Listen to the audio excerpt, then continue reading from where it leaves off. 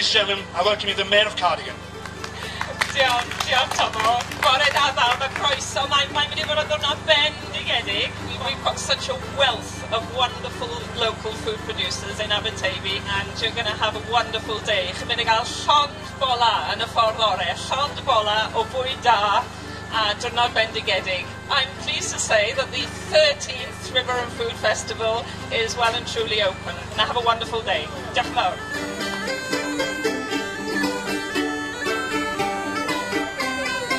Tomo here from Cardigan is proud to be part of something happening in Cardigan, which is the River and Food Festival, which I've been here for a while now. I've done it the third time now. And I've got to say one thing, fantastic this year, great organisation, and to be part of something as big as this, which will get bigger and better again next year.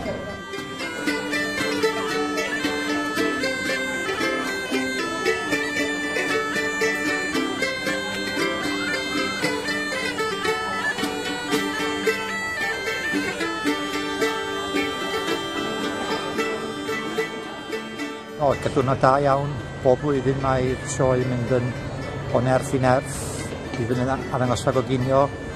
Mae lle wedi bod yn llawn bob tro da ni'n coginio, a llawer o bobl yn mwynhau sefyll o dyddion yn coginio drwy dydd.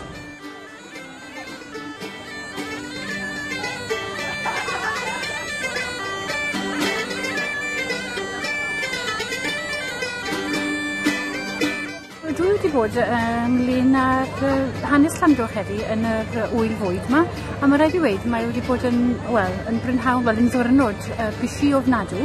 I ni wedi cael pobl o bob man yma, mae rhaid I weid, a mae wedi bod yn bisi tu hwnt.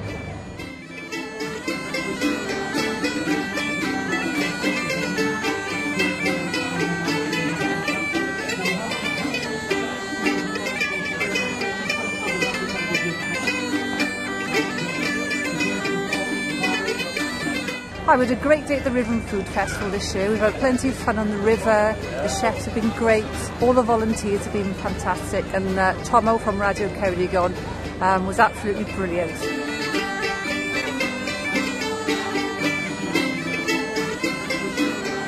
I'm visiting from Gloucestershire.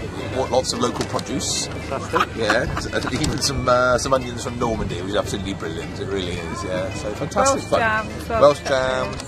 Carrot and rhubarb chutneys as well, and we just had a great time, and everybody's very, very friendly, they really are. I've had an awesome time, the ice cream's great.